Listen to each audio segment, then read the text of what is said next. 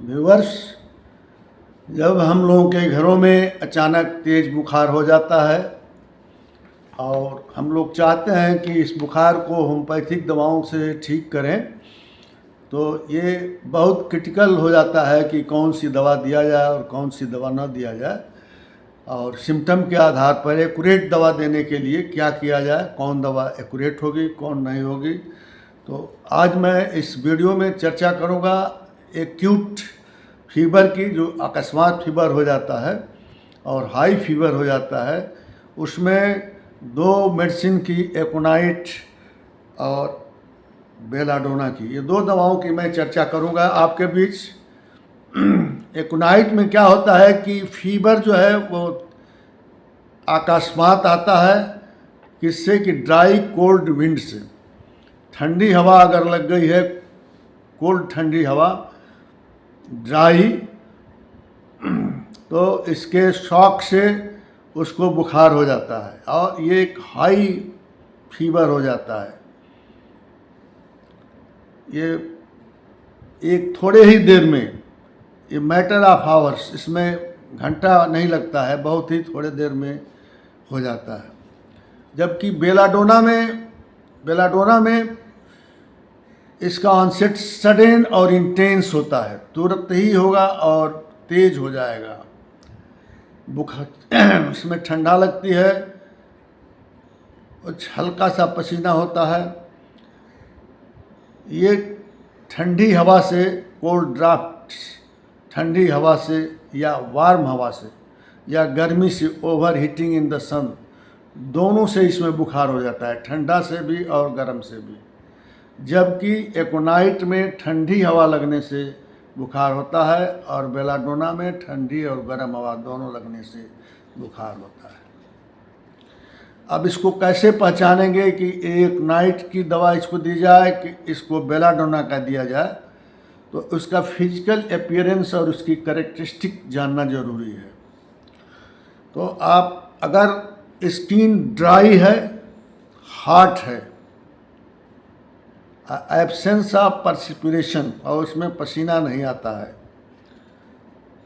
Thirst हो, प्यास बहुत लगती हो और बेचैनी हो, तो ये मरीज जो है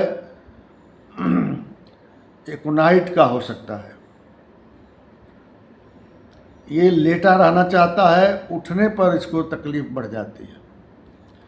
इसके बाद जो बेलाडोना का मरीज है, उसकी स्किन जो है बड़ी हॉट होती है, गर्म, बर्निंग, पंजेंट और स्टीमिंग, जैसे गर्म स्टीम हो, इस तरह का उसको हो जाता है। और ये रेडिएट करता है, एक जगह से दूसरे जगह तक इसकी हॉट फैलता है, पूरे बॉडी में हो जाता है। आंखें जो हैं लाल हो जाती हैं, पपिल्स डायलेटेड हो जाते हैं, आर्टरी जो है वो सूज जाती है। इसमें पसीना नहीं होता है, परस्पिरेशन कभी कभी ड्राई हो जाता है लेकिन पसीना कम होता है, और नो थ्रस्ट विथ फीवर, इसमें बुखार के साथ प्यास नहीं लगती है। तो दोनों के बीच जो मेन डिफरेंस है, प्यास के आधार पर हम डिफरेंस करेंगे, तो एकोनाइट में बेचैनी होती है, मृत्यु का भय होता है, उसे पसीना आता है और बेचैन रहता है, उसकी हीट ड्राई होती है। जबकि बेलाडोना में हीट पंजेंट होती है, काफ़ी मात्रा में स्किन गर्म होता है, लेकिन इसमें प्यास नहीं लगती है। जबकि एकोनाइट में प्यास लगती है, कभी कभी इनक्वेंचेबल थर्स्ट हो जाता है, कभी कभी ऐसा प्यास होता है जो कभी संतुष्टि न दे, कितना हो आप पानी पिए। तो इस तरह से हम करेक्टराइज करेंगे। अब दोनों के मेंटल बिहेवियर को कैसे करेक्टराइज करेंगे। एब्सेंस ऑफ परस्पिरेशन एकोनाइट में होता है, हॉट और ड्राई हीट होती है, पेशेंट जो है लेटा रहना चाहता है और उठने पर उसका बढ़ जाता है। फियर ऑफ डेथ होता है इसमें, एंजाइटी होती है, बेचैनी होती है, रेस्टलेसनेस होता है और बेलाडोना में डेलीरियम होता है। वो बुखार में अक बक बोलता है, इसको डेलीरियम कहते हैं।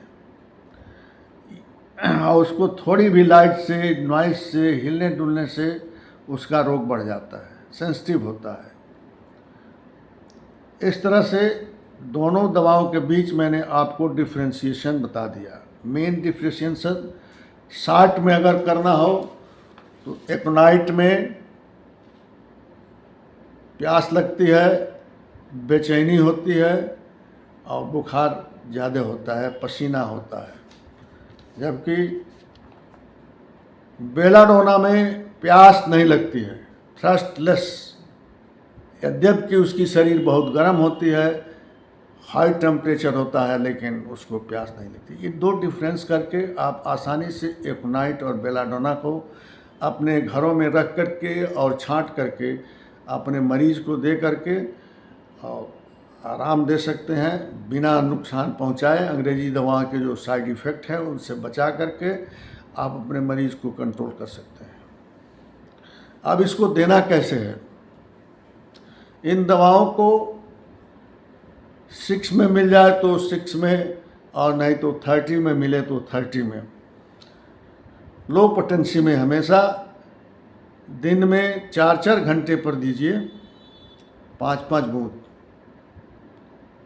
1 चम्मच पानी में डाल के 4-4 घंटे पर 4 या 5 बार दीजिए।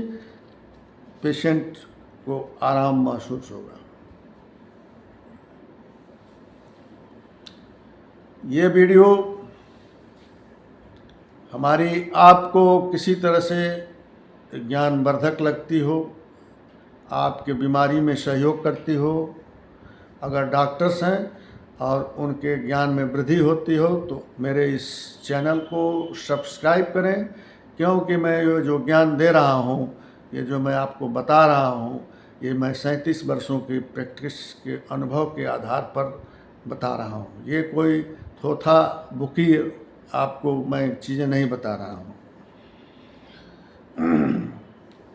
अब आपसे अनुरोध है कि मेरे वीडियो को सब्सक्राइब करना न भूलें, क्योंकि मैं नेक्स्ट वीडियो जब लाऊंगा, अभी लगातार मेरी वीडियो की सीरीज़ चल रही है और इसमें आपका खर्चा कुछ नहीं है। उन सीरीज़ को देखें और आप सब्सक्राइब करें ताकि आपको नोटिफिकेशन मिल सके, और कमेंट भी करें।